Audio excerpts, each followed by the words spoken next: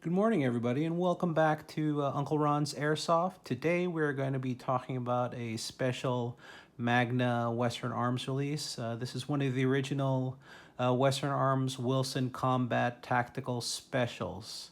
As I told you in the last video, these early releases came out with that Gen 1 valve system, and we're going to dive into this model so we can take a look at everything, and then we'll do some testing here. But in the meanwhile, just soak up that full color box art that Western Arms graced us with back with their early releases. But as you know, later these were all replaced with plain brown boxes. So take a look at that, and then we are going to dive into this model. So when we open the box to this Wilson Tactical Special, you get the usual fare. You'll get a nice technical flyer.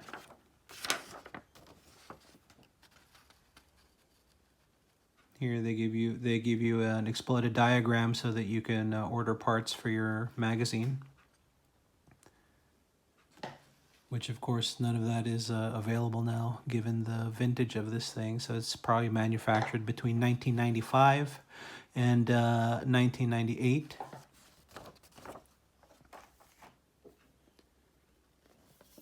And it comes with this super cool manual. Gotta love the art on these things.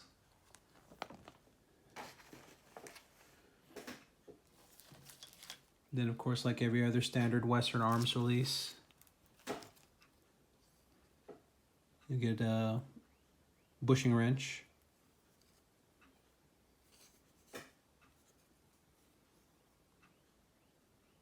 So they're WA-45 auto. It's always cool. And then of course your hop-up adjustment wrenches. And yes, you heard that right. This thing did come with an adjustable hop-up, even though this is the Gen 1 1911 gas blowback.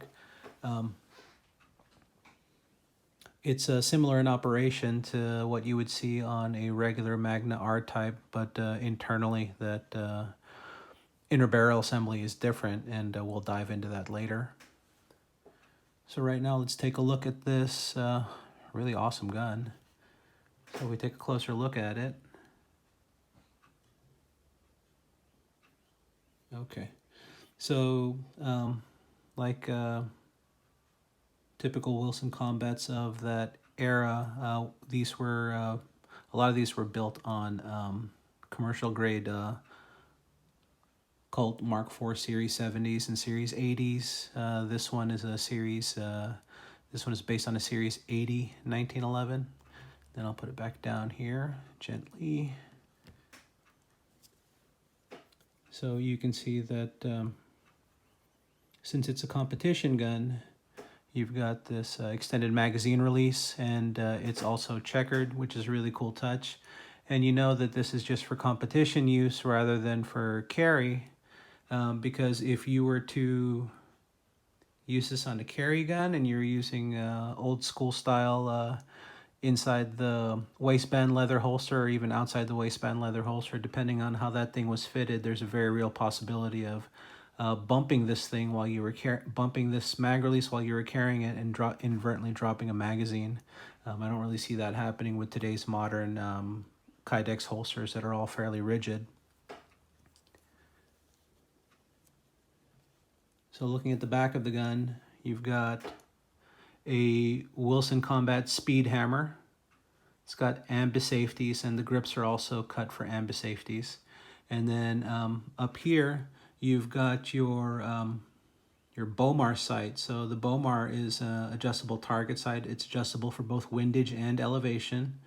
And then if you take a look at the back, it's serrated to reduce glare while you're on target.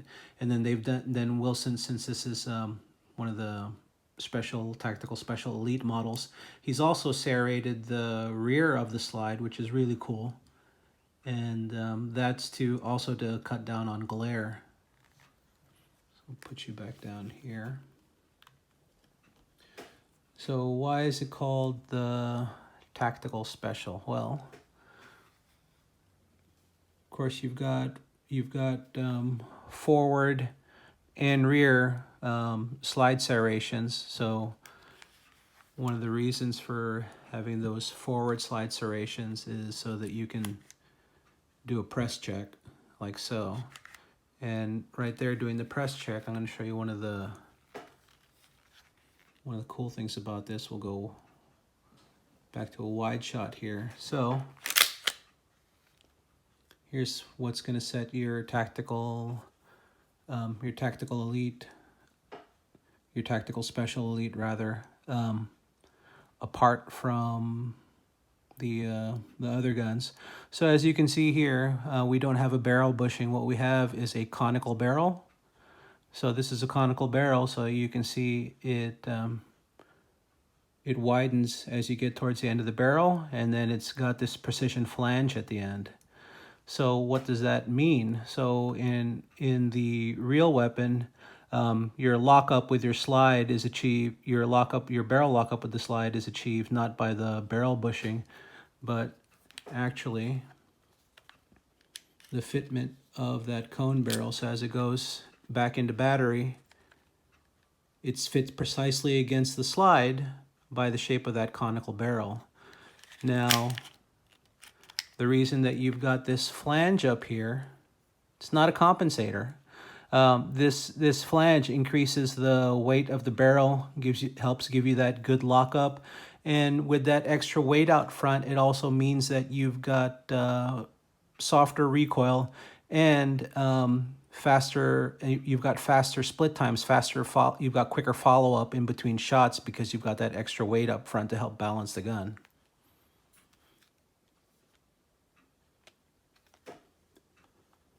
As you can see, it also sports a full-length guide rod.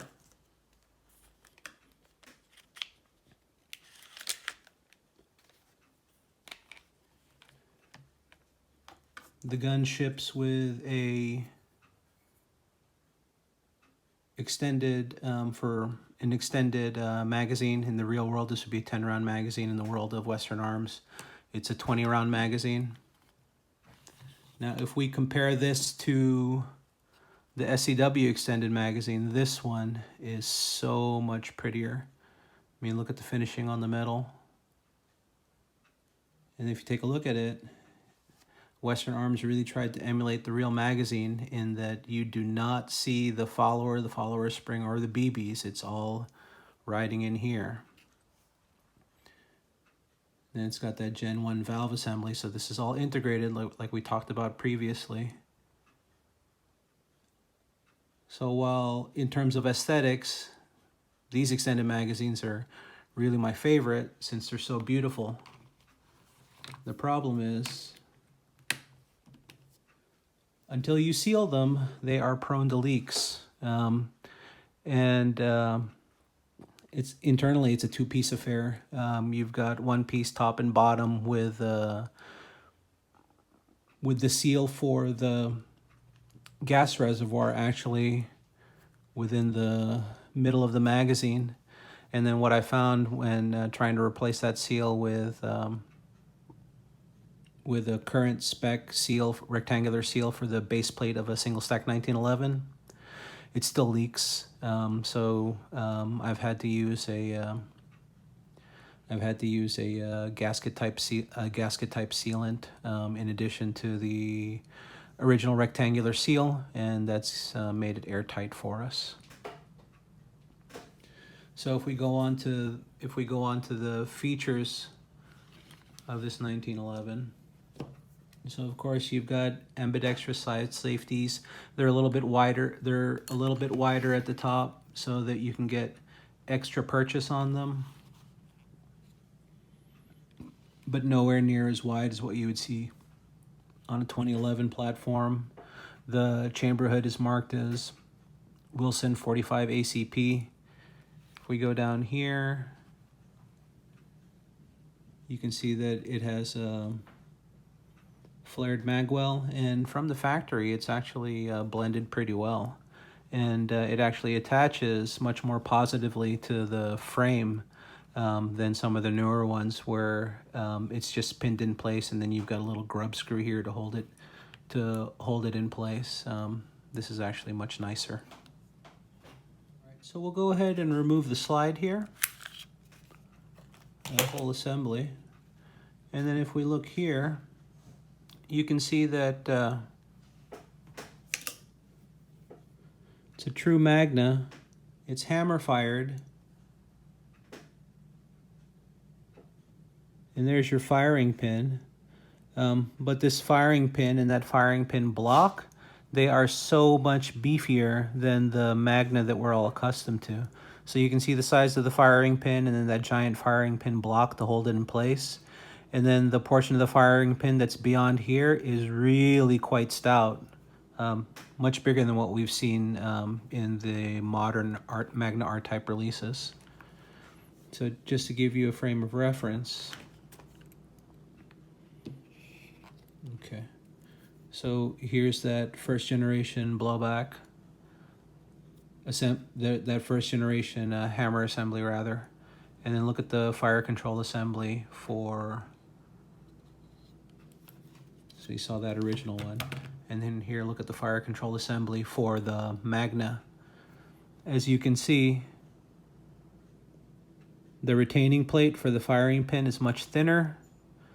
The portion of the firing pin that's exposed to be struck by the hammer is also smaller.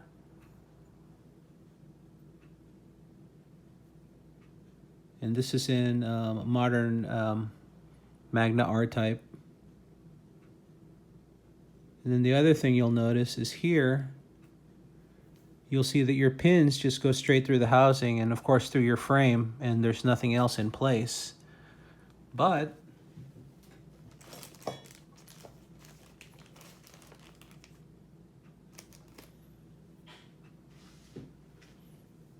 what you find here is that with this pin here that travels through your disconnector and your sear, it actually has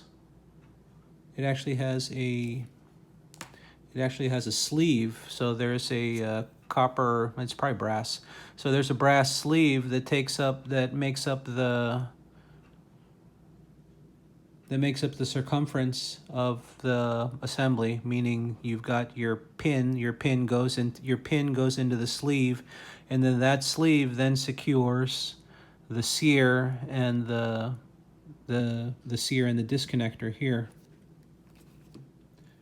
I'm not really sure why they decided to go that route. Maybe they wanted to do that to give it more structural rigidity, but it's something they did away with in later models, and I think because it reduced the complexity of the system. And the other problem is I'm not taking this apart now to show you guys, because if I did do that, that would mean taking this whole chassis outside of your plastic outer frame. And the very first time I took it apart to take a look at the internals, because I wanted to change the hammer to give this gun a steel hammer and sear, once I saw what it looked like inside, I didn't want to drill out my sear so that it would function with this type of pin assembly. I also didn't want to update this chassis, because this chassis was original to the gun, and this gun is basically something that I've just got in my collection that I'm really not going to field just because it's so rare. If you look at my example, you don't see a lot of wear marks on the chassis. It looks really clean, unlike my other guns where I shoot them extensively and a lot of this is all just worn away. You can see just how clean this is. So here, if you take a look, you can see the markings that show that back then in the early days, Wilson was building these guns on Colt frames and Colt slides, which is pretty much what everybody was doing back then. You'd take something good like Colt and then you'd make it better. And then this is probably one of my favorite things, the old school Wilson Combat Medallions. The new ones look very much Starship Trooper. And I'm not too fond of them, although the new ones are nicely designed. So if we take a look here, you can see that this came with 3-hole trigger. My preference is really for solid trigger, like I've got here on my CQB. But the thing is, this this gun is all original. It's a Survivor, so I really don't want to mess around with it. I just want to enjoy it for what it is, which is a nice piece of Western Arms history. Gotta love that Mark IV Series 80. And then if we flip it over on this side, you see government model, and you see Wilson Combat Super Grade here on the slide. It's just such a cool period piece.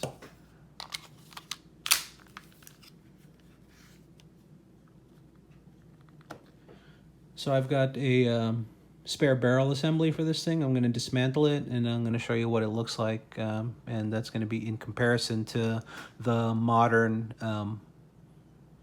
Magna R-type inner barrel assembly. Okay, gang, Uncle Ron had to put his old man glasses on so he could actually see what we're talking about here. This is an inner barrel assembly from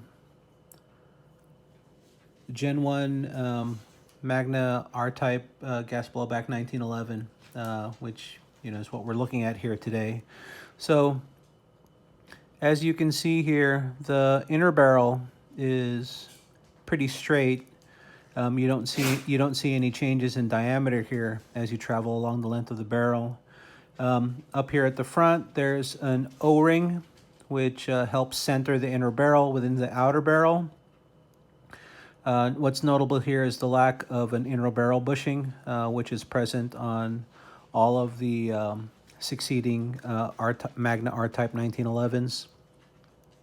There's an O-ring here on the inside that rides in a cutout, and that centers it within the inner barrel house. The hop packing and the inner chamber packing are all one piece here. And then here's the grub screw for hop-up adjustment. And then underneath the hop packing, you can see here there's that little black plastic piece that puts tension up on the packing portion of this chamber rubber. And then as that pushes up, it puts pressure on the top where your hop mound is, and that increases the hop-up effect.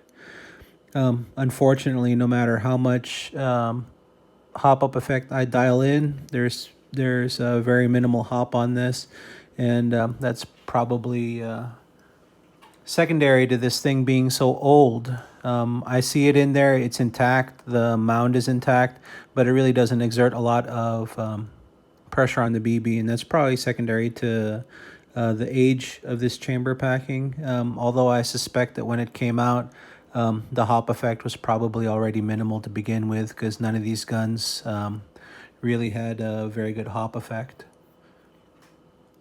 So if we move up here, you can see here is the Magna R-type inner barrel assembly that most of you are familiar with that run these guns or have run them in the past. So rather than having the front of the chamber come off so that you can access the internals, this is all one solid piece. The grub screw is in here. The chamber packing portion of that rubber is in here. You would push it out so that you could take a look at it. And what's notable here is you can see that the hop packing itself is now a separate piece of rubber. So underneath, you can see that same style of plastic piece that is engaged by the grub screw. As the grub screw goes up, it increases tension on the hop packing, brings that rubber down to make contact with the BB. Then you've got an O-ring here that spaces everything and holds it all in place. And then here, instead of the inner barrel assembly itself acting to locate the inner barrel and hold it in place, you now have this inner barrel lock. The problem with this is that this inner barrel lock, as manufactured from Western Arms, is quite brittle. So with prolonged use, even on regular Japanese spec gas, which would be R134A, these have a tendency to break, which is why there are so many aftermarket manufacturers that made these. There's some from Shooter's Design, Prime, WII Tech, not WE Tech. Those guys make inner barrel locks too. There were some steel inner barrel locks. I think the steel ones came from SD, but those are no longer available. But this actually works quite well. Even running guns on green gas, which is what I typically do, these don't fail. They're quite stout. So you can see on here that the inner barrel has a protrusion here that slots into this cutout on your inner barrel, and that keeps everything centered so that the orientation of your inner barrel and the cutouts for the hop all stay where they need to be. If you look at Sheriff LRBs, the Sheriff LRBs do not have this cutout.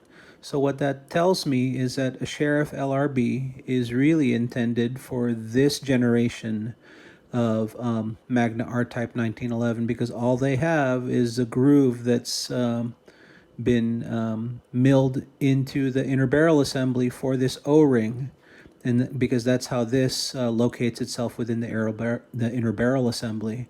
If we're lucky, my friend Andy out on the West Coast should be able to help us out here, and I'll be borrowing an LRB from him so that we can do some testing and see how effective these things from back in the day really were in actually giving this thing usable range. So if we move, and another thing is, if you take a look at the Magna R-Type inner barrel, how did they describe this? I think they referred to this as inner barrel chamber. So if you look at this assembly here, it's cut out specifically for the swinging barrel link. And here previously, they just have a cutout where the pin that goes through your plastic chamber is actually what creates that swinging barrel action. And then, of course, there's a cutout for the slide stop. And you can see here, there's more moving parts here as you've got an actual barrel link here. So between this first generation R-Type and this the succeeding generation R-Type, which I believe was in manufacture from 98 to 2002, there really wasn't any change with the nozzle assembly and functionality. So the nozzle assembly came with two plastic pieces. You have the actual loading nozzle, and then you have the rear piston assembly that's responsible for blowback. This is an aftermarket prime version, so there's actually an O-ring that serves to seal the union between the loading nozzle and the actual blowback piston shaft. In the OEM setup, instead of an O-ring, it just has a plastic ridge that keeps gas from seeping back there. One of the old tricks to making sure that you were airtight and you weren't losing any gas that way was to wrap that ridge with some Teflon tape to make sure that when you put everything back together, it was as tight as possible without any seepage. Here's the retaining pin. So once you put these two halves together, the retaining pin will hold the piston assembly in place within the loading nozzle. You can see down here that here is our rocket valve, and then there's a return spring for the rocket valve. And you can see here, based on the appearance here, this is not an NPAS system. This is the WA Magna R-Type. What ends up happening as a BB seats within the inner barrel, the BB will push your rocket nozzle back and compress this spring. And what that does is this will then shut off the flow of gas to the rear piston assembly as it cuts this off here. It completely plugs that. And then once your BB is fired and is exiting the inner barrel, this then will release the pressure on the rocket nozzle, on the rocket valve rather, and then the spring will push it back to the closed position, and now your gas will be able to flow up route through here into your piston shaft assembly, will exit out here in the back into the, and then it'll volumize the blowback chamber, and then your weapon will cycle.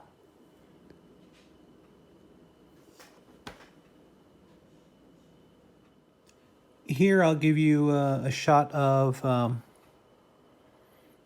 the Tactical Special Elite 10-round extended magazine with an actual magazine capacity about 20 rounds.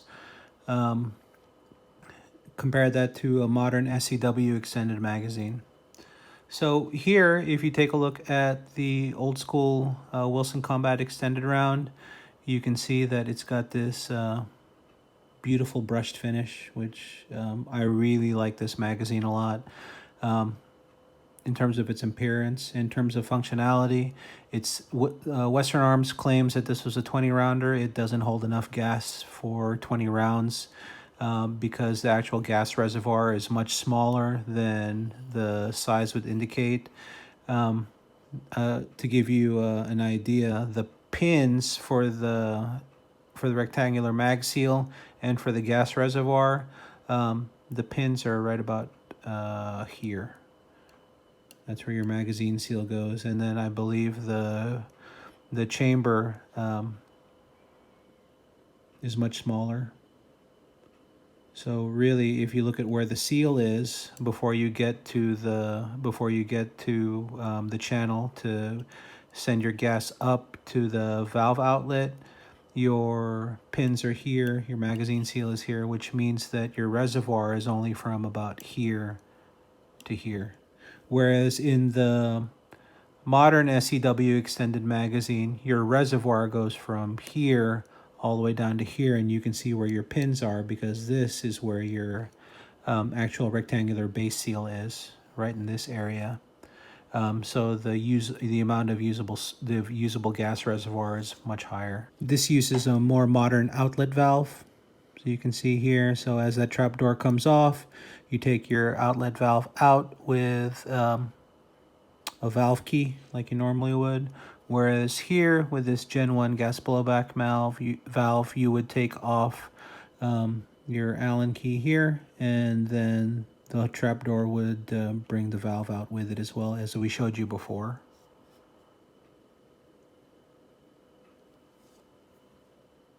Since we're talking about vintage airsoft, we're going to stick with that theme, and we're going to be doing our testing today with vintage ammunition.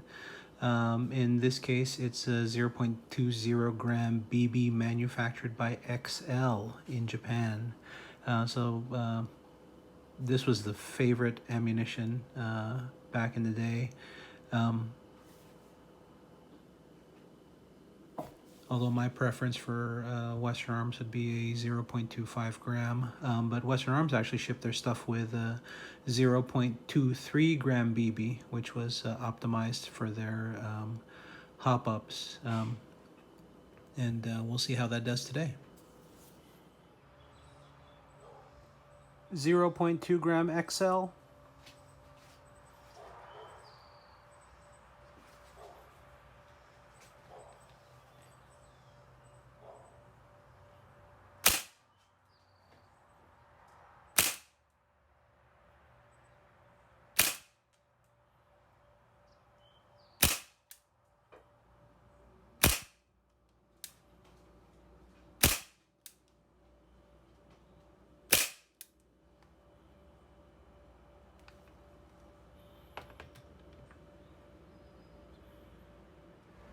So from my vantage point, pacing this out from my shooting position here, that tree line is at about 65 to 70 feet paced out. That's with my size 13 footprint. And I'm going to be shooting into that dark portion there at the tree line, so you can see a contrast against the white BB, and let's see how it does.